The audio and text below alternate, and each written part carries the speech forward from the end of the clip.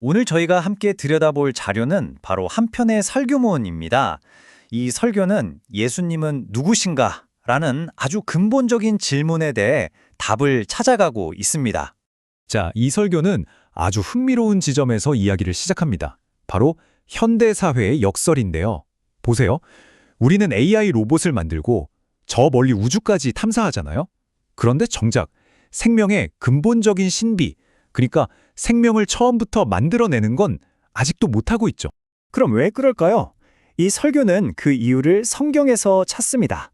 생명이라는 건 하나님께 속한 영역이기 때문에 우리 인간 과학의 손이 닿지 않는 신성한 신비라는 겁니다. 바로 이 지점, 인간의 한계와 신의 신비가 만나는 바로 이 지점에서 설교는 핵심 질문을 던집니다. 그렇다면 예수님은 누구신가? 이 설교는 여기에 대해 크게 세 가지로 답을 제시하는데요. 지금부터 하나씩 차근차근 따라가 보시죠. 첫 번째 대답은요, 나사렛의 한 평범한 여성, 마리아의 이야기에서부터 시작됩니다. 한마디로 예수님은 선택된 사람의 몸을 통해 이 땅에 오신 하나님이라는 뜻이죠. 여기서 설교가 특별히 강조하는 건 마리아가 대단한 신분이거나 특별한 사람이어서가 아니라 오직 하나님의 은혜를 받았기 때문에 선택되었다는 점입니다. 근데 여기서 말하는 은혜라는 게 정확히 뭘까요? 이 자료에서는 은혜를 단순히 선물 정도로 보지 않고요. 하나님의 특별한 목적을 이룰 수 있도록 힘을 주시는 하나님의 함께하심, 그 자체로 정의하고 있습니다. 이 추상적인 개념을 설명하기 위해 설교에서 아주 재미있는 비유를 사용하는데요. 바로 쌀독의 쌀입니다. 쌀독이 가득 차 있으면 마음이 넉넉해지지만 텅 비면 불안하고 초조해지잖아요. 하나님의 은혜가 우리 마음에 채워지는 게 바로 그런 거라는 거죠. 그리고 여기서 이 자료는 아주 중요한 신학적 선을 긋습니다. 카톨릭에서는 마리아가 원죄 없이 잉태되었다는 무염시태 교리를 믿는 반면에 이 설교의 관점, 즉 개신교의 관점에서는 마리아를 어디까지나 평범한 여성이었지만 하나님의 은혜로 특별한 사명을 받은 인물로 보고 있다는 차이를 분명히 합니다. 자, 그럼 이제 두 번째 대답으로 넘어가 보겠습니다. 이 부분은 예수님의 탄생 방식 그 자체에 대한 이야기입니다. 바로 성령으로 잉태되었다는 개념이죠. 설교의 주장은 아주 명확합니다. 예수님은 인간적인 방법, 즉 남자와 여자의 결합이 아닌 성령의 능력으로 잉태되셨다는 겁니다. 그럼 여기서 당연히 이런 질문이 나오겠죠. 왜 굳이, 왜 꼭 동정녀 탄생이어야만 했을까요? 이 설교는 여기에 대해서 크게 세 가지 신학적인 이유를 듭니다. 첫째는 인류가 대대로 물려받은 원죄의 고리를 끊기 위해서였고요. 둘째는 예수님이 그냥 위대한 인간이 아니라 신성을 지닌 분이라는 걸 보여주기 위해서였죠. 그리고 마지막으로 구약 성경에 기록된 예언을 이루기 위해서였습니다.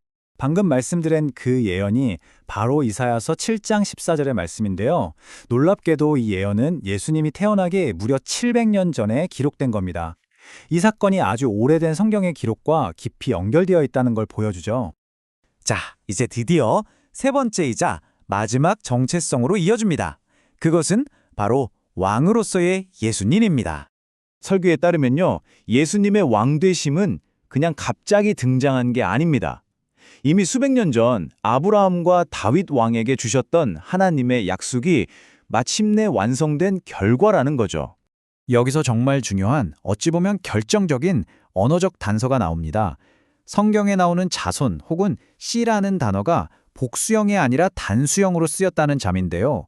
설교는 이것이 여러 후계자가 아닌 단 한 명의 특정 메시아, 바로 예수님을 가리키는 증거라고 해석합니다. 천사가 전한 메시지를 자세히 뜯어보면 이 왕의 정체성이 더 명확해집니다. 그는 만물을 창조주로서 위대한 자이고 지극히 높으신 이의 아들이며 무엇보다도 그의 나라는 결코 끝나지 않을 영원한 나라라는 거죠. 그리고 하나님의 아들이라는 칭호, 이거 그냥 하는 말이 아니었어요.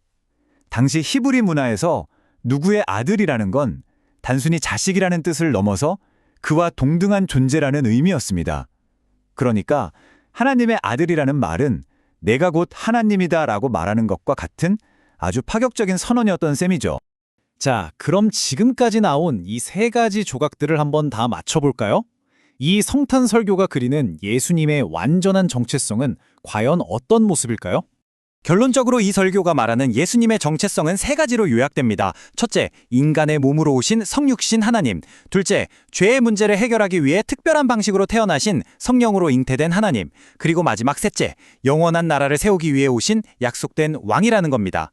결국 이 설교는 성탄절 이야기의 중심에는 이렇게 깊고 복합적인 신학적 정체성이 자리 잡고 있다고 말하는 겁니다.